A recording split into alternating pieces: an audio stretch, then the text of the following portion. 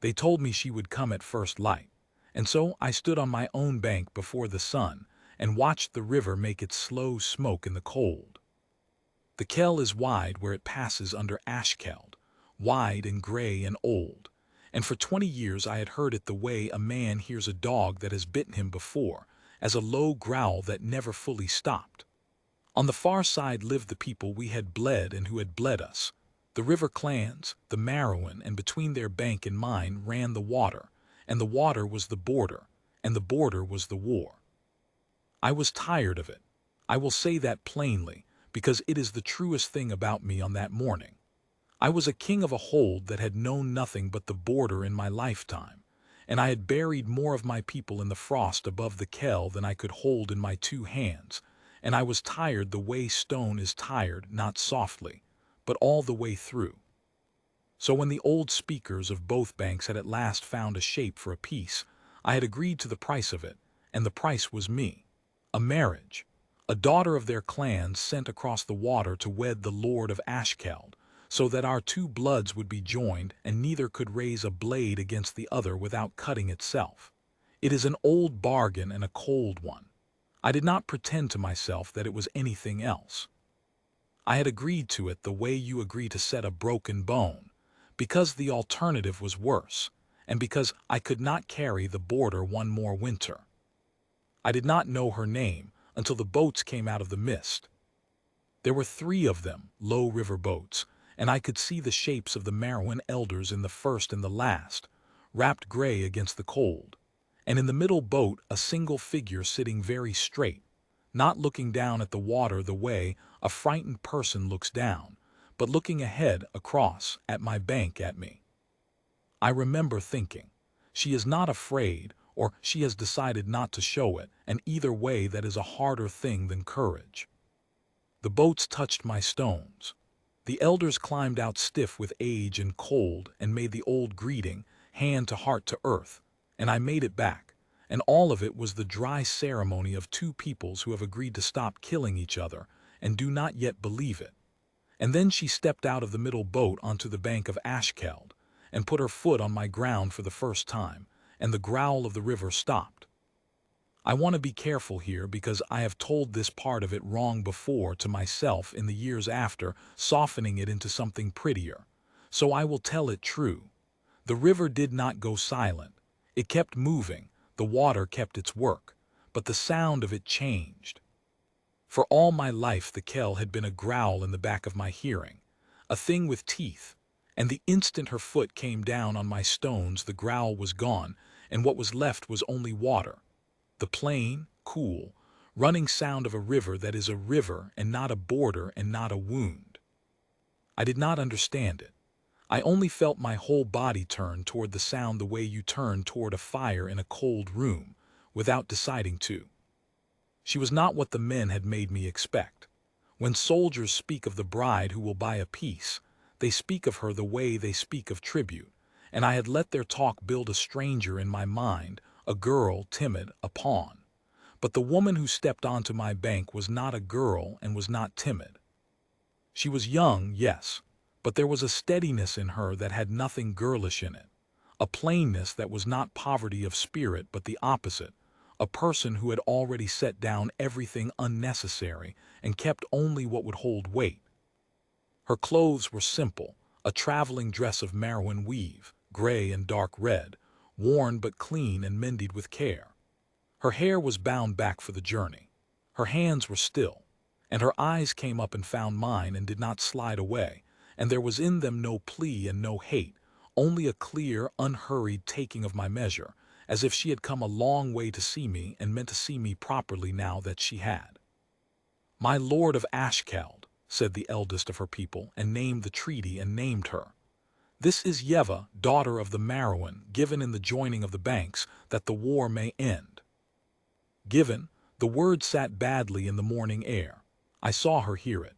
I saw the smallest thing move across her face, not hurt exactly.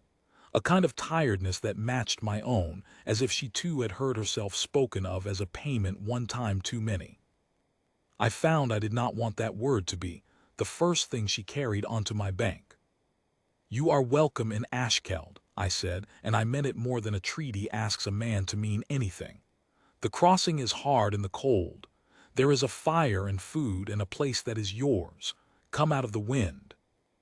Her eyes moved over me once more, slowly, and I had the strange sense of being weighed on a true scale for the first time in a long while, not as a king or a warlord or the shape the far bank feared, but as a man standing in the cold who had just told her there was a fire.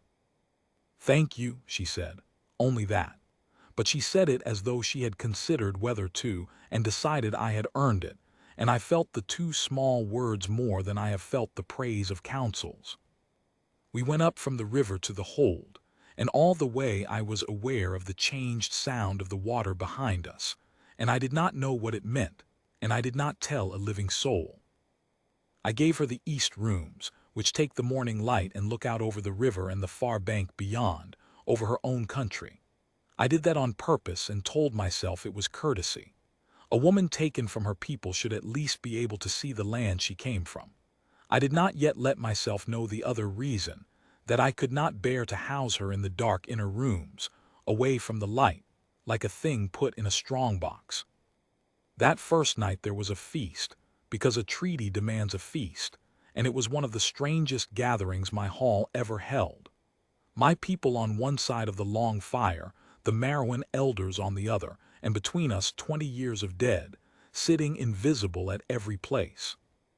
Men who had lost brothers to the far bank ate bread beside men whose brothers they had killed, and everyone was very polite, and no one's hand was ever far from where a knife would be, and the whole hall had the brittle, glassy feel of ice too new to trust.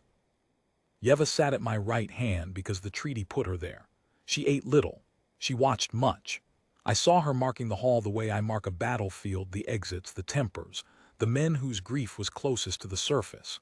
She was reading my people, and I understood, watching her, that she had not come across the river the way a payment comes, dumbly. She had come the way a hostage of worth comes who intends to survive, and more than survive, to do the thing she was sent to do. She had come to keep the peace with her own body, and she meant to succeed at it. "You are studying my hall," I said low, so it was between us. "I am studying whether it will hold," she said. She did not pretend I had caught her at something shameful. "A peace is only as strong as the angriest man in the room. You have 3 or 4 in here tonight who would break it for a cup of grief." Her eyes moved. "That one, and that one by the pillar, and the young one who has not lifted his eyes from his cup since he saw the Marowan come in." She was right. I knew those men. I knew whose graves lay behind their silence. That she could read them, having been in my hall an afternoon, told me more about her than any elder's speech of her lineage. "And me," I said, "I do not know why I asked it. Have you studied whether I will hold?" She turned and looked at me full the way she had on the bank. "I have not decided," she said. "You told me there was a fire when your own man had just called me a thing that was given. That is either kindness or it is a good habit of seeming kind. I have not yet learned which you are." And then, because she was fair, she added, quieter, "But I hope it is the first." No one had spoken to me so plainly in years. Kings are lied to gently and constantly. It is the great loneliness of the office. I had forgotten the taste of a person who would simply tell me the truth of what she saw and let me stand or fall by it. I felt something in my chest that I had no name for, and I would spend the coming weeks learning its name, and its name was, "Here is someone I do not have to be a king in front of." "It is the first," I said, "but you are right not to take my word. Watch, you will learn which I am. I would rather you knew me than trusted me." Something eased at the corner of her mouth, not a smile, the place a smile begins. "That," she said, "is a strange thing for a feared man to want." "I am tired of being feared," I said, and it came out of me before I had decided to give it to her, the plainest and most secret thing I owned. "It has bought me nothing but a hall full of ghosts." She was quiet a moment. Then she said, "My people are afraid of you. Do you know what they call you?" "I can imagine." "The wolf of the far bank." She said it without malice, as a fact I ought to have. "Mothers on my side of the river quiet their children with your name. I grew up quieted with it. She looked at me steadily. And now I have crossed the river to marry it. You will forgive me if I do not fall at once into trusting the wolf of the far bank because he offered me a fire. I should have been angered, perhaps. A king is trained to be angered by such things. Instead, I felt something I had not felt in longer than I could remember. I felt seen, not the polished, careful, managed seeing of my court, but seen plainly, faults and title and history and all, and not fled from. No, I said, I will not forgive it. There is nothing to forgive. You are the first person in this hold in 20 years to say a true thing to my face and expect me to be able to bear it. I lifted my cup a little toward her, not in triumph, in something closer to gratitude. Be careful, Yeva of the Marouin.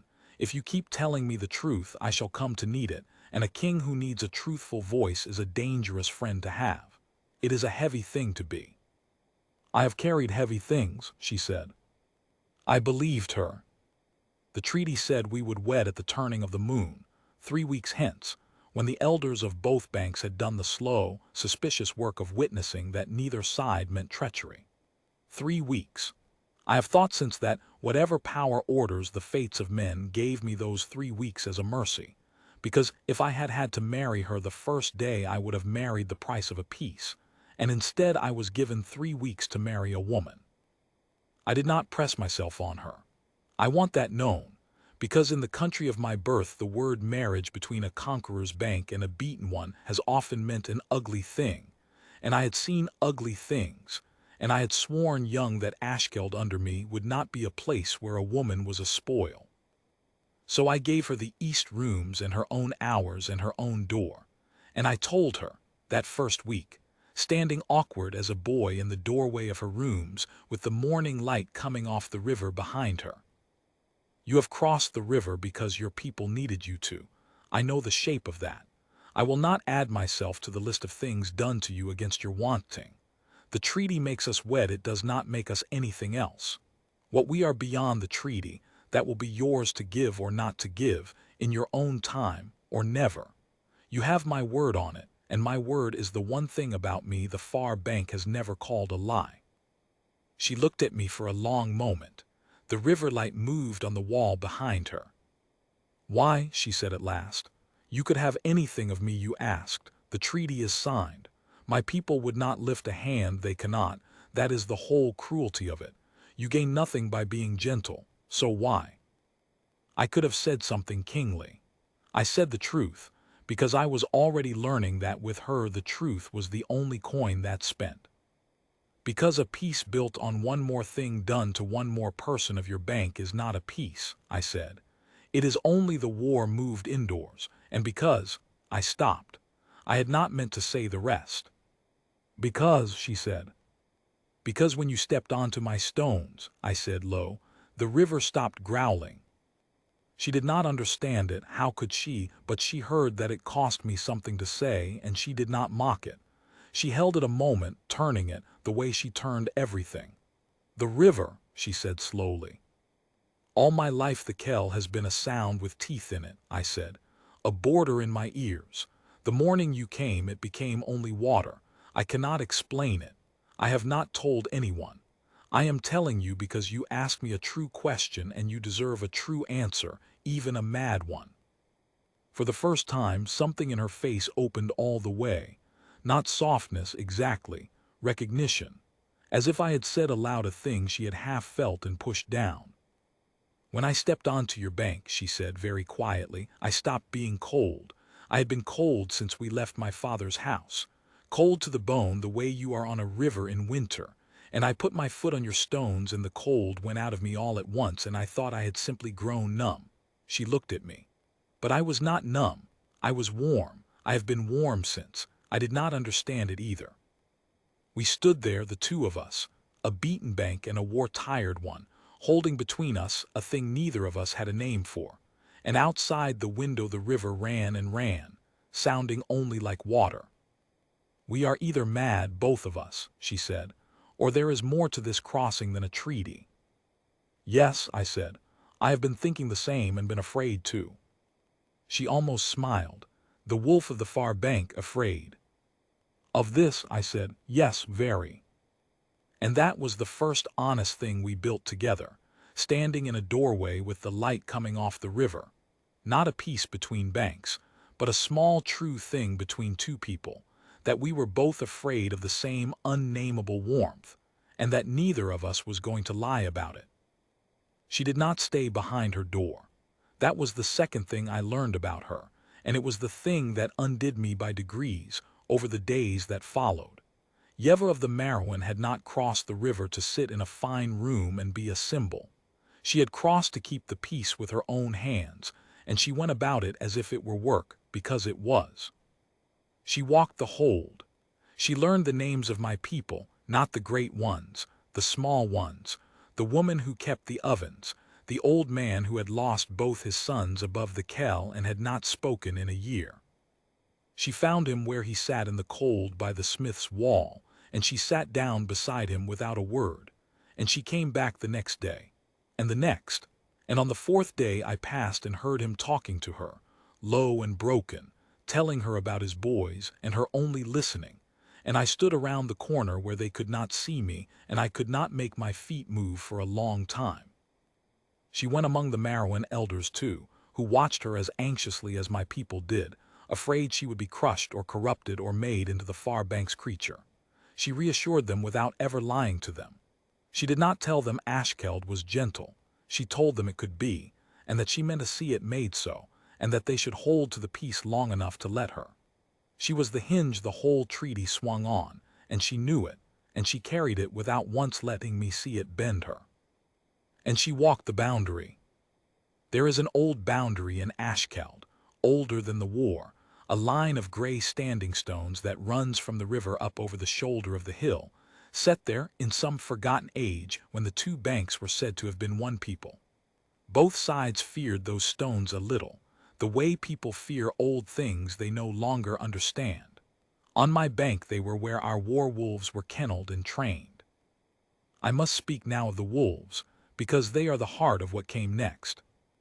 Ashkeld is a Lycan hold. I am the Lycan King of the far bank, and though I go always on 2 feet and in the shape of a man, for that is what I am, a man, whatever the far bank's frightened stories make of me, the great wolves run with my line and answer to my blood, and in the war they had been our shield and our terror. They were war wolves. They had hunted the Marouin for 20 years. They knew the scent of the near bank as the scent of the enemy, and they hated it in their bones as only a creature bred to a border can hate. I had given orders that Yeva was to be kept far from the kennels. I feared for her. 20 years of teaching cannot be untaught by a treaty, and I had seen those wolves take a Marouin scout apart in the snow. So of course, being who she was, she went to them. She did not go to prove anything. She went because a herd boy of mine had been hurt, kicked by a pony near the kennel wall, and she heard the noise and went to help him without a thought for where she was, and she came around the wall with the boy's blood on her hands and stood, all at once, in the open ground before the war wolves of Ashkeld. I was told of it after. I was not there for the beginning. A man came running to me white-faced. The Marouin bride is at the kennels. The wolves are loose in the yard. Come, come. And I ran as I have not run since the last battle above the kell, my heart a stone in my throat, certain I was running to find her killed. I came around the wall and I stopped. The war wolves of Ashkeld, a dozen of them, gray and black and iron, each the weight of a man, each of whom had killed men of her bank, were lying down, in the cold yard in a loose ring. They had lowered themselves to the ground around her, and she stood among them very still with the herd boy behind her, and she was not afraid. That was the thing that stopped my heart a second time. She was not afraid. She stood among the wolves that quieted children on her bank, and she looked at them with the same clear, unhurried taking of measure she had turned on me on the river stones, and the wolves looked back at her, and not one of them had its hackles up, and not one of them made a sound. The old gray leader, a beast I had raised from a pup, who had never in his life lain down before anyone but me, was stretched full on the frozen ground at her feet with his great head on his paws, watching her the way a dog watches the one it has decided is home. "They will not hurt me," she said when she saw me. Her voice was steady, but there was wonder under it, wonder she could not hide. "Severin, they will not hurt me. I don't understand it. They stopped.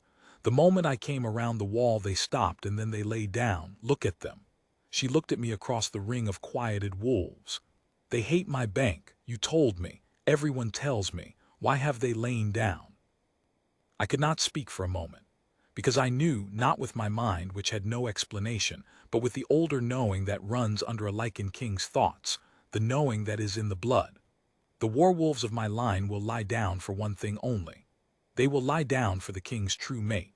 It is the oldest law of my kind, older than the hold, older than the border, that the beast which answers the king's blood will answer, without teaching and without question, the one his blood has chosen to run beside. I had heard the old ones speak of it when I was a boy and had thought it a story, because I had never seen it, because I had never had a mate for them to lie down for. They had lain down for her. The river had stopped growling because she was mine, mine in the old, deep, chosen way, the fated way, the way that has nothing to do with treaties and cannot be signed or bought. She had been sent across the water as the price of a peace, and she had walked onto my bank, and the water and the wolves and the deepest law of my blood had all known at once what the elders and the treaties did not, that she was not the price of the peace. She was the peace. She had always been meant to be. The two banks had once been one people, and the old bloodline that had bound them had thinned to almost nothing on her side of the river, and it had come down at last to her. And my line, the king's line, had reached across 20 years of blood and chosen her, because she was the living seam where the two banks could be sewn back into one cloth. I did not say all of that in the yard. I could barely say anything. I came slowly through the ring of my wolves, and they let me, and I stood before her among the lowered heads, and I looked at her, and I felt the last of the border go out of me, the way the cold had gone out of her on the stones. "They have lain down," I said, "because you are the king's mate, because my blood chose you before either of us knew your name, because you did not cross the river as a payment, Yeva. You crossed it as the person the two banks have been trying to make for 100 years and could not. That is why the river stopped. That is why you were warm. That is why the oldest wolf I own is lying at your feet." She stared at me. The wonder and the fear and the beginning of understanding all moved across her face at once. "I did not ask for this," she said, very low. "I did not choose it." I said, "Nor did I. That is what fated means. It is not chosen, it is only recognized." And then, because I would not have her think the recognition was a chain, I said the most important thing I have ever said to anyone. But I will tell you what I told you in the doorway, and I mean it more now, not less. Fated or not, chosen by blood or not, what happens between us is still yours to give or not to give. The wolves may lie down for you. I will not lie down across your only door. If you want to cross back over the river and never see Ashkeld again, I will send you home myself, with the wolves as your guard, and I will keep the peace another way or die keeping it. The bond does not make you mine. Only your own free yes could ever do that. And I would rather have your freely given no than a whole hall of forced yeses." She was quiet for a long moment, standing among the quieted wolves with the herd boy's blood drying on her hands. "You keep doing that," she said at last, and her voice was not quite steady. "Doing what?" "Handing me back the choice," she said. "Every time it would be easiest for you to close your hand, you open it, on the bank, in the doorway, now with a bond in the air that any other man would use as a lock." She looked at me, and there was something in her face I had not seen before, something that made my breath go thin. I have been afraid, this whole crossing, of the moment a man would close his hand on me. I have been braced for it since my father told me I was to go, and you keep not closing it. "I will not close it," I said. "Not now, not ever. If you stay, it must be because you stepped through an open door, not because a door was locked behind you." The old gray wolf at her feet let out a long breath and settled deeper, as if the matter were plainly decided, and he could not understand why we two were making such heavy work of it. Yeva looked down at him. "And then I will remember this until I am dust," she knelt, there in the cold yard among the war wolves of the far bank, and she laid her bloodied hand on the great gray head of the beast that had hunted her people for 20 years, and he did not so much as flinch. And she said, very quietly, to him and to me, and to the whole long war at once, "Then let the killing stop, on both banks, starting here, starting now." And the wolf pushed his head up into her hand. After the yard, the whole hold changed, though the treaty on its parchment did not change a word. The story of it ran through Ashkeld by nightfall and across the river by the next day, that the war wolves of the far bank had lain down for the Merowyn bride, that the king had knelt to give her a choice she had not had to be given, that she had laid her hand on the old gray wolf and told the killing to stop. My people, who had watched her warily as the far bank's creature, began to watch her instead as something else, not a hostage, not a symbol, but a person the deepest law of their own king's blood had bowed to. And a strange thing happens when frightened people are given permission by their own oldest law to stop being frightened. They took it. The brittle glass feel went out of the hall. Men who had sat with their hands near their knives began to sit with their hands around cups. The old man by the smith's wall, who had not spoken in a year before Yeva sat down beside him, spoke now first to her, then to others, then even, once, haltingly, to one of the Merowyn elders about the sons they had each lost, on opposite banks, in the same gray war. And in the middle of it, quietly, without either of us knowing what was happening, I fell the rest of the way in love with her. It was not the bond that did it. I want that understood because it matters. The bond told me she was mine. It did not tell me why to love her, and a thing you are told to love is not loved at all. What made me love her was everything that had nothing to do with fate, the way she sat with the grieving, the plain, unshowy courage of her, the way she told me the truth when the whole world had trained me to expect flattery, the way she never once used the power the bond had put in her hand, though she could have ruled my hold with a look now, and she knew it. She held that power the way she held everything, lightly and truly, and she never closed her hand either. We walked the boundary stones together in the failing light of those weeks, the old gray wolf packing behind us like a grandfather who did not trust us to manage on our own. She asked me about the war, and I told her the truth of it.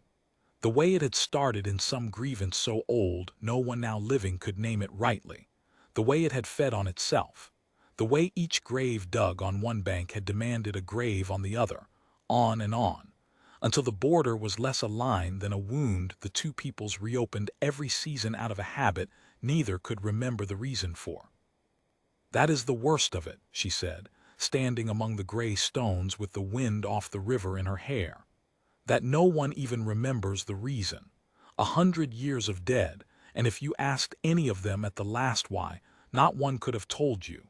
Only that the other bank was the enemy, because the other bank had always been the enemy, because—" She stopped and pressed her hand to one of the standing stones as if to steady herself, and went very still.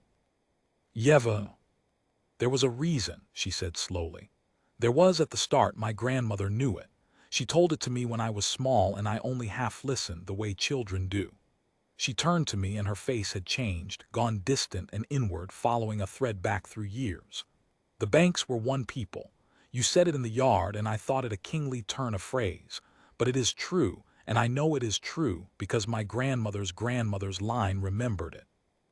There was one people, on both banks of the Kell, and one line that held them, that walked this boundary, these stones, severing these very stones at the turning of each year, and renewed the binding, so that neither bank could forget it was joined to the other. And then that line failed. It thinned. It came down on our side to fewer and fewer, and there was no one left to walk the boundary, and the banks forgot they were one, and once they forgot, she spread her hands. Once they forgot, they were only two strangers across a river, and strangers across a river become enemies. It does not take long. I felt the ground shift under 20 years of my life. "The line that held the banks," I said carefully, "the one that thinned to almost nothing on your side. Yeva, whose line was it?" She looked at me, and I watched her understand it at the same moment I did. "Mine," she said. It was mine. That is why the elders chose me for the crossing. They said it was because I was steady, because I would not break, but that was the reason underneath. The old speakers on my bank still keep the thinnest thread of the old knowing, and they knew, without quite knowing they knew, that if any daughter of the Marowan could be sent across the Kell to bind the banks, it would have to be one of that line. It would have to be the last of it. Her voice caught. It would have to be me. We stood among the boundary stones in the cold, and I understood at last the whole shape of the thing the fates had done. My blood, the king's blood of Ashkeld, had reached across the river and chosen its mate, but it had not chosen randomly, the way a heart stumbles into love. It had chosen the one living person in whom the old binding of the two banks still ran, however thinned. The bond and the peace were not two separate miracles that happened to arrive in the same woman. They were one miracle. To love her was to end the war, because she was, in her own blood and bone, the seam where the two banks had once been joined and could be joined again. The elders thought they had bought a peace with a marriage. The truth was older and stranger and kinder than any of them knew. The peace had a name, and it had crossed the river in a mended gray dress, and it had told the killing to stop with her hand on a wolf's head. Then the treaty had it backwards, I said, and I could barely speak. It said you were the price of the peace, but you are not its price, Yeva. You are its whole heart. There is no peace without you, not because of any bargain, but because you are the only living thread of the thing that once held both banks as one. They sent me the binding itself and called it a payment. She put her hand against the old stone, and I saw her fingers spread across the cold gray surface. And I do not know how to say this so it will be believed, but I saw it, and so did the wolf who lifted his head. The stone warmed under her hand. Not to the eye, to the air. A faint, real warmth came off the boundary stone, where the last daughter of the binding line touched it for the first time in 100 years, as if the stone, too, had been waiting, as if the whole long boundary had been holding its breath through a century of forgetting, waiting for the line to come back and walk it and remember it was one people. "Oh," she said softly, feeling the warmth, just that. "Oh," the smallest sound. And her eyes filled, though she did not let the tears fall because she was Yeva and she carried heavy things. I did not touch her. I wanted to, more than I have wanted anything, but I had made her a promise about open hands and I would keep it if it killed me. So I only stood beside her in the cold among the warming stones, close but not closing, and I said, "Whatever you choose, that does not stop being true. You could go home tomorrow and never wed me and the old binding would still run in you. You do not owe me your life because your blood is the seam of the world. I will not have you feel bound by that any more than by the treaty. Do you hear me? Not the treaty, not the bond, not the binding line, not the whole weeping history of two banks. None of it makes the choice for you. If you stay, Yeva, it must be because you want to stay. Only that. Everything else, I will carry off your shoulders myself." She turned from the stone and looked at me for a long, long moment. And the old gray wolf sat down between us in the grass and looked from one of us to the other as if he could not fathom why the two people his king's blood and the whole boundary agreed upon were still standing 3 feet apart in the cold, instead of settling the matter. "You truly mean it," she said, "that I could go?" "I truly mean it.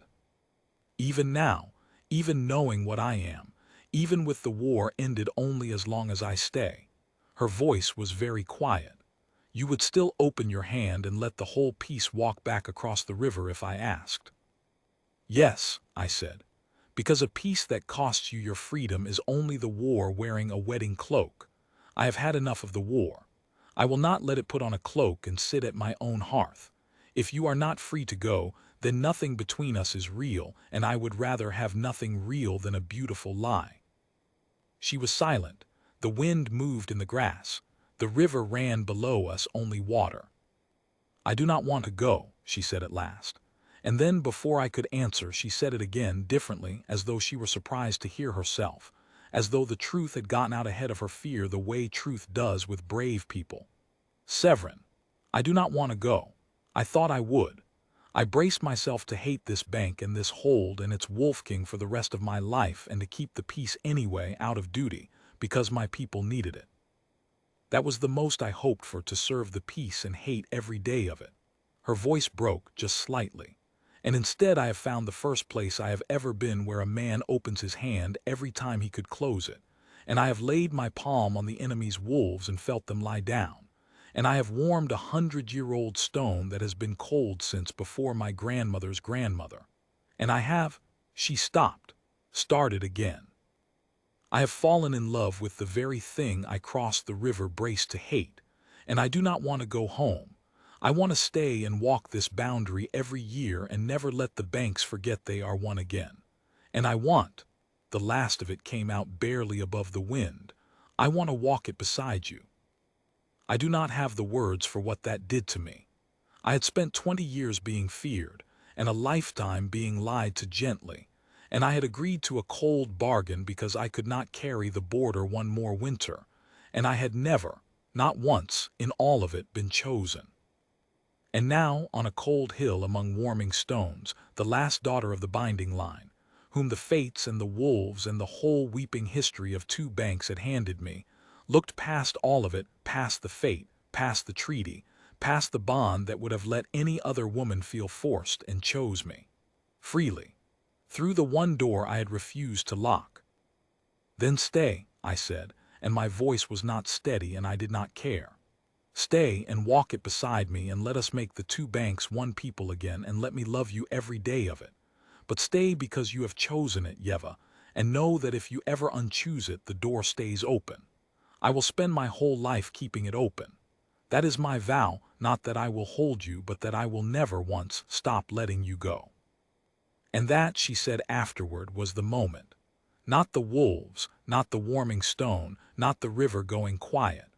The moment a feared king vowed to keep her free was the moment she gave him her whole heart, because it was the moment she believed him. We were wed at the turning of the moon, as the treaty said, but nothing about it was the cold thing the treaty had meant. I had it held at the boundary, not in my hall, where a Merwin bride would have stood on the far bank's stone before the far bank's fire and been made, however gently, a guest at her own wedding. I had it held at the line of gray standing stones that runs from the river up over the hill, the old boundary, the seam of the two peoples, so that neither bank should be host and neither guest, so that we should be wed on the one ground that had always belonged to both. Both banks came. That was the marvel of it, the thing that had never happened in living memory or in the memory of anyone living's grandparents. The Merwin crossed the Kell in their low boats, elders and clanfolk and the old speakers who half remembered the binding, and they came up from the river and stood among the gray stones on the far bank's own ground, and no hand went near a knife, and no child was quieted with the wolf's name, because the wolf was standing at the boundary in his best cloak, looking like nothing so much as a man badly frightened that his bride might yet, even now, with every door held open, choose the river. She did not choose the river. She came up the hill from the water in a gown the women of Ashkeld and the women of the Merwin had made together. And that had never happened either. The two banks' hands on the one cloth, gray and dark red, her own clan's colors and mine both, worked so the two ran into each other until you could not say where the far bank's weave ended and the near banks began. She came up between the standing stones with the old gray wolf packing solemn at her side, and the whole of both banks fell silent to watch her, and she looked only at me. When she reached me she stopped, and before the elders could begin their careful treaty words, she did a thing that was not in any treaty.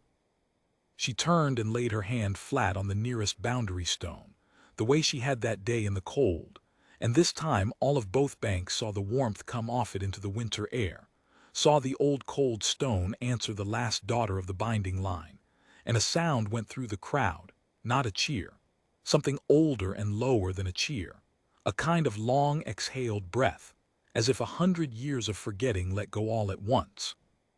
I am the last of the line that once held the banks as one, she said, and her clear voice carried among the stones. The elders knew it and sent me across the water to buy a peace with my body and called it a price, but I will not be a price.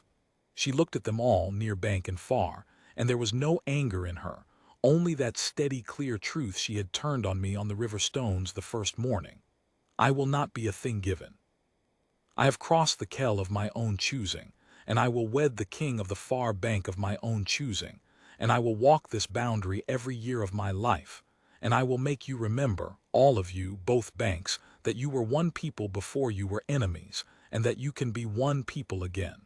Not because you are made to, because I am asking you to, because it is time the killing stopped. There was a silence, and then the old man from the smith's wall, the one who had not spoken in a year until she sat beside him, who had lost both his sons above the Kell, stepped out of the Ashkeld crowd, an old man in a worn cloak, and he crossed the little space to the Merowin's side, to a woman standing there whose face was marked with the same grief as his, a mother of the near bank who had lost her boys in the same war on the other side of it. And he took off his cap, the way you do before the dead, and he said something to her too low for me to hear, and she put her hand over her mouth, and then she took his old rough hand in both of hers. Two people from the two banks who had each buried their sons because of the other, standing among the boundary stones holding hands and weeping, at the wedding of the peace. And after that it was not a treaty any longer. After that it was only two peoples remembering. We were wed among the warming stones. The elders said their careful words, and I said mine, and Yeva said hers, and when it came to the binding of hands I did not bind hers. I held my open hand out to her, palm up, and I said, so all of both banks could hear it, the door stays open, all our lives. I will never once stop letting you go.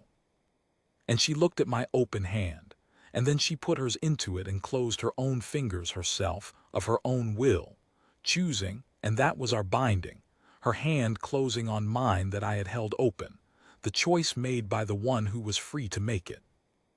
The old gray wolf sat down on the boundary between the two banks and put back his head and sang, one long note, and every werewolf of Ashkeld in the yards below took up the note. And I have been told, though I could not hear it from the hill on the far bank, in the deep woods of the Merowin where no wolf of mine had ever run, wolves that answered no king's blood at all lifted their heads and sang it back across the water. The two banks' wolves calling to each other over the Kell, in the old law, for the first time in 100 years. That is how the war ended, not with a surrender, not with a victor, with a woman who would not be a price, who laid her hand on a cold stone and warmed it, who took an open hand and chose to close her own around it, and who told the killing to stop and was believed. I am an old man now, or nearly, and the border is so long gone that the young people of both banks do not rightly believe there ever was one. They cross the Kell to trade and to court and to wed as if the water had never been anything but water, which, of course, to me, it has not been anything but water since the morning she stepped onto my stones and it stopped growling. We walked the boundary every year, Yeva and I, at the turning, the way the old line had, so the banks would not forget again. She warmed the stones, and I held the open hand, and the wolves of both banks sang. And each year there were fewer people alive who remembered the war and more who had only ever known the peace, until the peace was simply the shape of the world, and no one thought to thank her for it, which she said was exactly how she wanted it, that the truest peace is the one so complete that people forget it ever had to be made. She is walking the boundary still, in the far country where the line at last led her ahead of me, and I will walk up over the shoulder of that hill after her before too long, and I am not afraid of it, because I have never once in all our years together had to look for her, and failed to find her waiting with that clear, steady, taking of my measure look, as if she had come a long way to see me and meant to see me properly. But that is not the picture I keep. The picture I keep is small, and it is ours, and I have never told it to the Harpers because it is not grand enough for them and too precious for me to give away. It is an evening, years into the peace, the two of us old already, sitting on the near bank of the Kell, her bank, the Merowin bank, where the wolf of the far bank once could not have set his foot and lived. The old gray wolf's grandson lies at our feet with his head on her shoe. Across the water the lights of Ashkeld are coming up one by one, and on the near bank behind us the lights of the river clans are coming up too, and between them the Kell runs dark and easy in the last of the light. And a knot of children go past us down to the water, some fair as the far bank, some dark as the near, and no one, not even they, could say any longer which child belonged to which side, because there are no longer sides, and they get into a boat, laughing, the near bank children and the far bank children together, and they push out onto the river that was a border and paddle across it in the dusk to no purpose at all except that the crossing is easy now and the evening is fine. Yeva watches them go. Her hand is in mine. She put it there herself, as she always has, of her own choosing, into the hand I have kept open for her every day of my life. "Listen," she says. I listen. There is the plash of the children's paddles, and their laughing, and the small sounds of two peoples settling into an ordinary evening on two banks of one river. To what? I ask her, though I already know, because I have heard it every day since she came. The river, she says, and she smiles the smile that took me all those weeks to earn, the one that begins at the corner of her mouth. It is only water. It has been only water, I tell her, since the morning you crossed it. And we sit there, the old king and the woman who would not be a price, and we watch the children of both banks paddle home across the easy dark water, and the wolf sighs at our feet, and the lights come up on both shores, and there is no border anywhere in all the wide evening, only a river and two peoples who have forgotten they were ever enemies, and a hand held open, and a hand that chose to close.